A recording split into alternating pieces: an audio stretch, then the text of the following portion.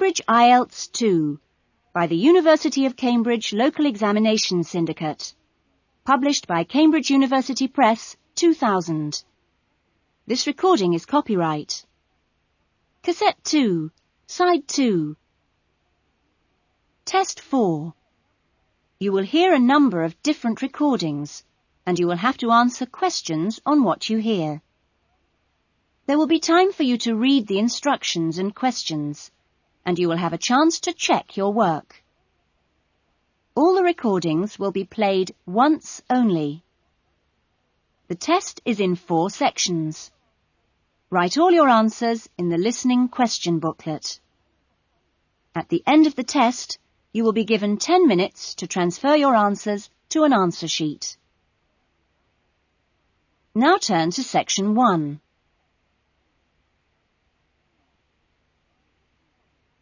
Section 1. Paul is renting an apartment. He has some problems with the property and has decided to report them to the housing agency. First, you have some time to look at questions 1 and 2.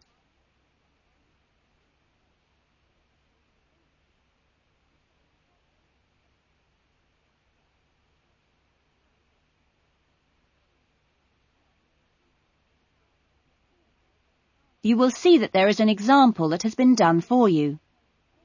On this occasion only, the conversation relating to this will be played first. Good morning, MIC House Agency. Good morning. I'm ringing about the problems I've been having with my apartment. Yes, of course. If I can just take a few details first. What's your name? Paul Smiley. How do you spell that? Smiley. Paul's surname is Smiley, so Smiley has been written in the box. Now we shall begin. You should answer the questions as you listen, because you will not hear the recording a second time. Now listen carefully to the conversation and answer questions 1 and 2. Good morning, MIC House Agency. Good morning. I'm ringing about the problems I've been having with my apartment. Yes, of course. If I can just take a few details first. What's your name? Paul Smiley. How do you spell that? Smiley. Okay. And what's the address? Apartment 2, 16 Rose Lane. Rose Lane. And that's in? In Newton. Oh, yes, I know the property. Could I just ask how long is the lease? It's for 1 year. Huh? And you moved in? Last week, on 27th of June. Fine, thank you. Before the conversation continues, you have some time to look at questions 3 to 10.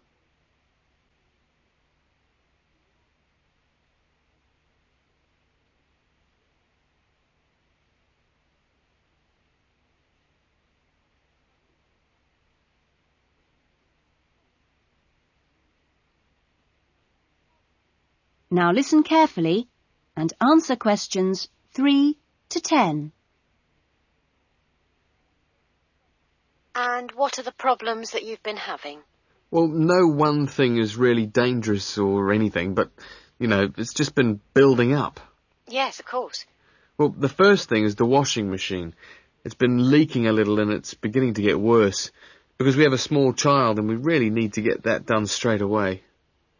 OK, that's a washing machine for immediate repair. And then there's a niggling problem with the cooker. Mm-hmm. The door's broken. Right. It's nothing serious and it can be used, but if you can send someone over in the next couple of weeks or so, that'd be great. Fine, I've got that. Then we're worried about all the windows. Are they broken? No, but there are no locks on them. And, with the insurance these days. Uh-huh.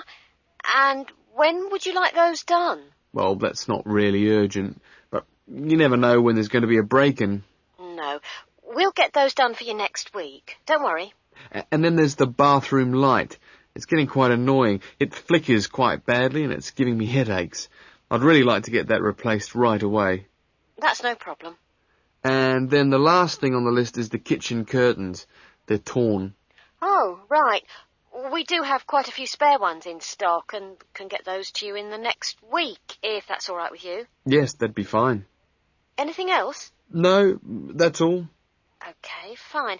What we'll do is get someone over to you this afternoon, if you're in. Well, I'm going to be out for a short time. Well, you tell us your preferred times. Well, the best time is about 1 o'clock. I'll have to check that with him. And if he can't make it then, what would be your second preference? Any time up to 5 p.m. would be fine. OK, I've made a note of that. Great. Well, thanks very much for your help. That's fine. Thank you for calling. Goodbye. Goodbye. That is the end of section 1.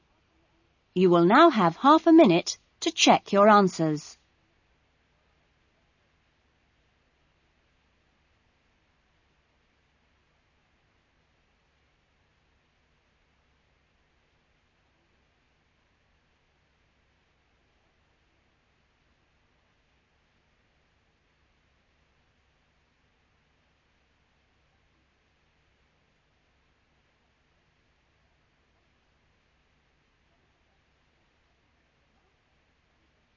Now turn to section 2. Section 2. You will hear a recreation officer at a holiday resort telling the guests about their accommodation and the activities available. First, you have some time to look at questions 11 to 15.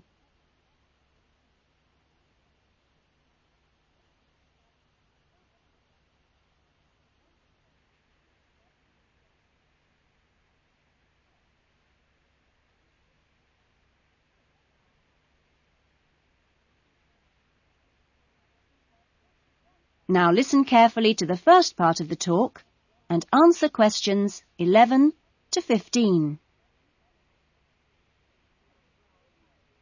Great. Well, hi everyone. My name's Jody, and I'm one of the 4 recreation officers here at Rainforest Lodge. My job is to make sure that you all have a great stay here with us and go away feeling relaxed and refreshed. As you can see, we're literally in the middle of nowhere at the lodge. There are no newspapers or TVs, and there's only one phone, and that's in the office.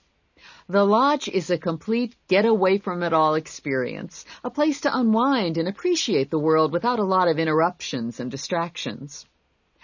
From your cabin balcony, you'll find that you can't see anyone else, and the only noise you should hear is the birds. When the luggage comes, one of the guys will take it across to your cabin for you and make sure you know the way back here to the main center for dinner in the restaurant. Dinner will be served in about an hour or so. All the times of each day's activities are printed on the blue sheet you should have got in the information guides that were handed out on the coach. Each explorer trip has a different focus, so it doesn't matter how many you do or on what day, because there's always something new to discover in the rainforest.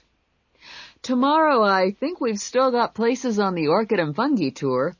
This is on foot and takes you to different parts of the rainforest. Or, if you'd prefer, there's the 4-wheel drive tour to the waterfalls. Or the fishing trip, where I promise you we'll catch some lunch. And last but not least, the famous crocodile cruise that leaves at 11 a.m. each day. Just in time for the crocodile's lunch. Oh, plenty to choose from here at Rainforest Lodge. Or just sit on your balcony, relax and unwind and enjoy the views. In the evenings, there is the Spotlight Tour, one of my favorites. The Spotlight Tour leaves at sundown and lets you catch a glimpse of some more of the rainforest wildlife as it comes out at dusk to feed. That's a great trip, and if you can, I'd really try to make sure you do it during your stay. You now have some time to look at questions 16 to 20.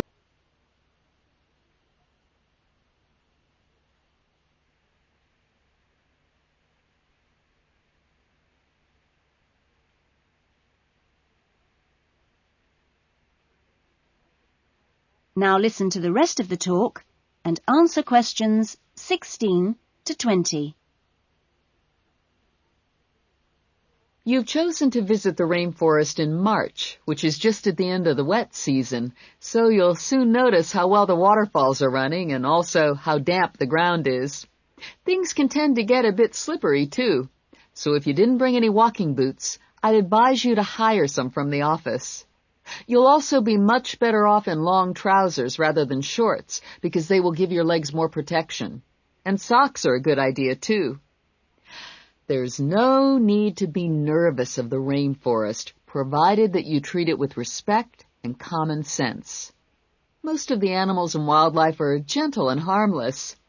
There are some venomous snakes to beware of, but really, they're much more frightened of you than you are of them. The other thing is that certain plants can cause irritation if you touch them with bare skin. Well, that's about all for the time being. The guys are here to take you and your luggage to the cabin. That is the end of section 2. You will now have half a minute to check your answers.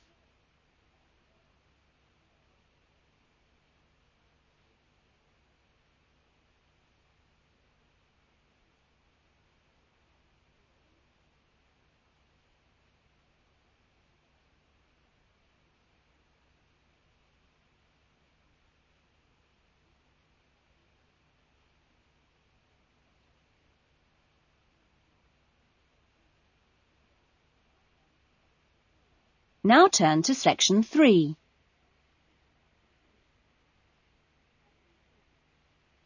Section 3. You will hear a conversation between a counsellor and a student named John. First, you have some time to look at questions 21 to 25.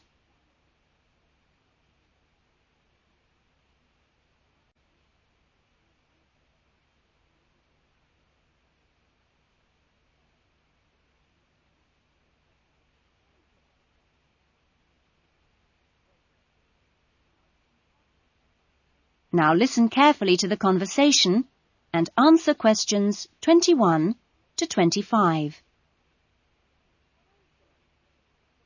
Hello, John. What can I do for you? Well, I heard about these counselling sessions from a friend doing a science course, and I was really interested. I think they should be compulsory, really. Well, to be quite honest, John, I think they would be useful for everybody, but, well, everybody has their own way of going about things. I prefer people just to drop in when they can. Yes. I find that talking to students about the requirements of a course helps to clarify what needs to be done. I mean, the biggest difference between college and school is that new college students really have to do a lot of work on their own, and it's sometimes useful to get advice on how to take control of your time and work effectively. Yes. I mean, it seems like a very light workload until assignment time comes, and then I seem to be working all night sometimes. I'm not the only one. It's ridiculous. The resource centre is very good, but it closes so early. It's in the library, and so you think you could use it more. It's a real problem for me. Well, you're certainly not the only person in that position, as I'm sure you've found. It really comes down to using every available hour in a systematic way. If you do this with a plan, then you'll find that you still have time for yourself and your hobbies as well. Yeah. I've heard from Thomas that you made him a sort of plan like this, and he's going away for the weekend with all his work handed in, whereas I haven't even started. I need to find out a few more things about you first. I'll give you this form to fill in about your lectures and things before you leave. You now have some time to look at questions 26 to 30.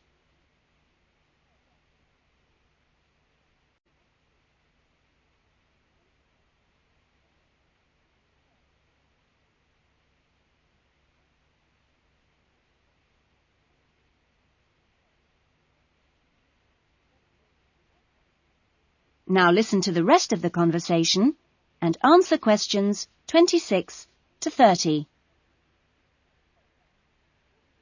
Now, what are your main problems? Well, What most concerns me is I'm still not doing very well in my assignments.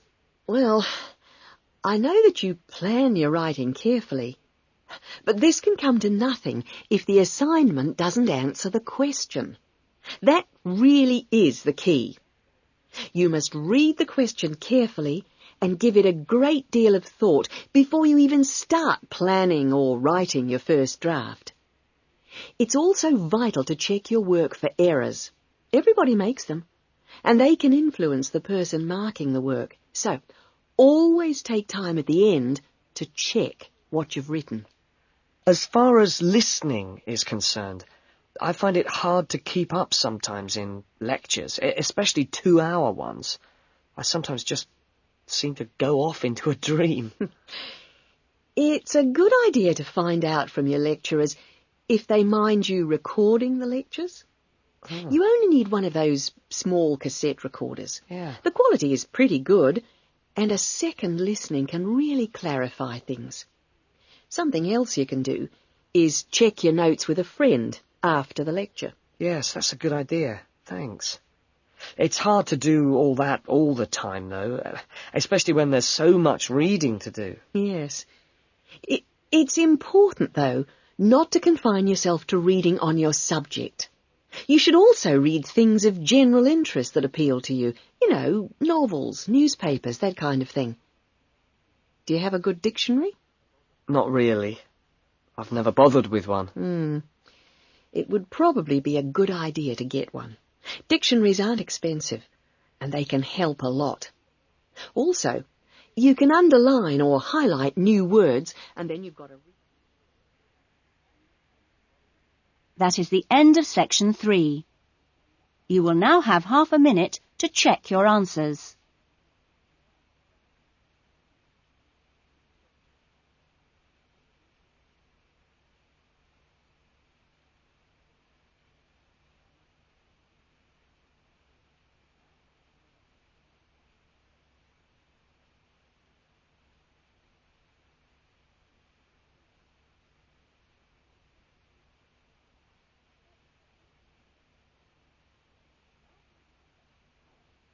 Now turn to section 4.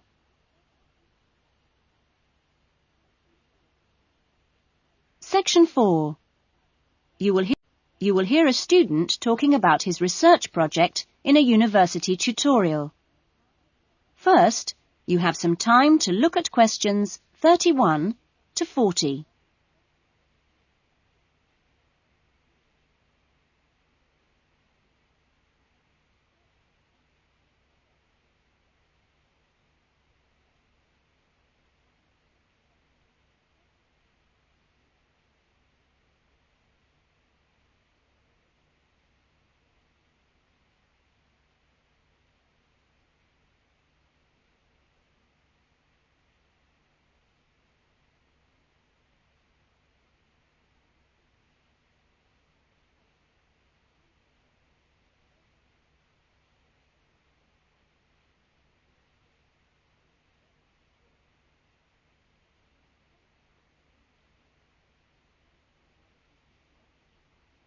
Now listen to the talk and answer questions 31 to 40.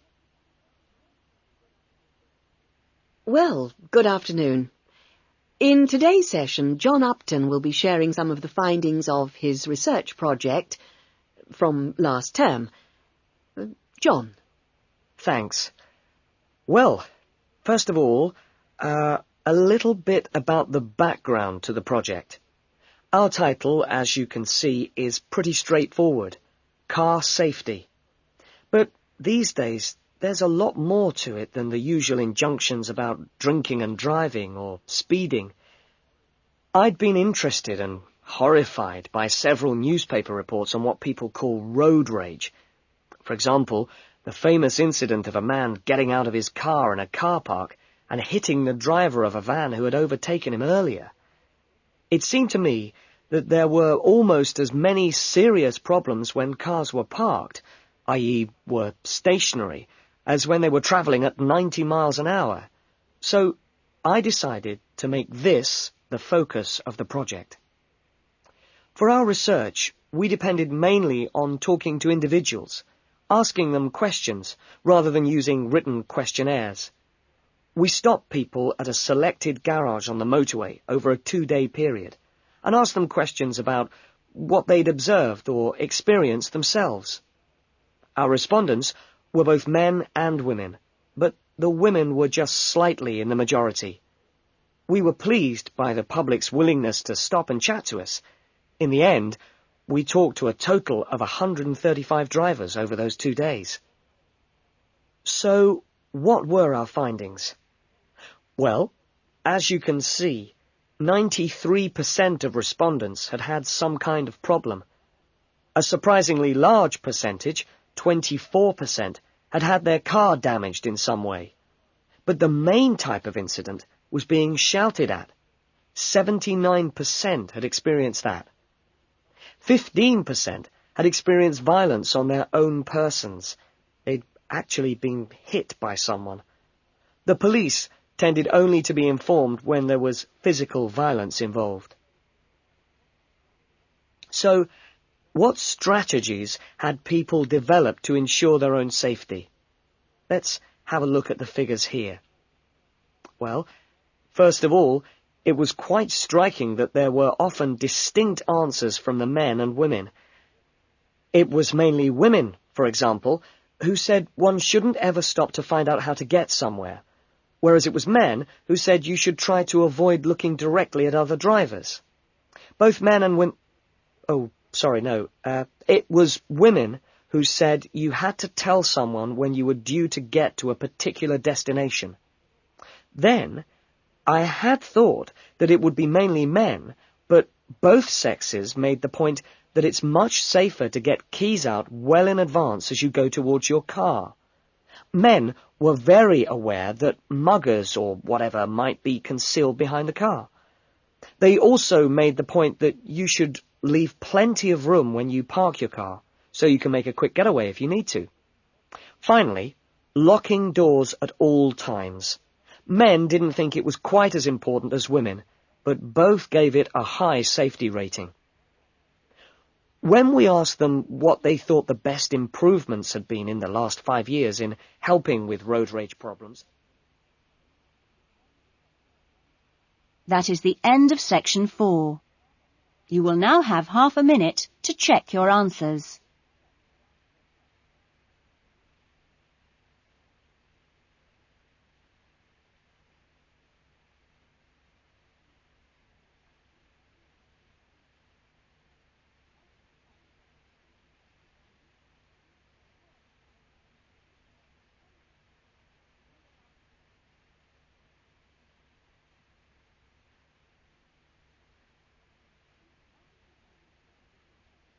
That is the end of the listening test.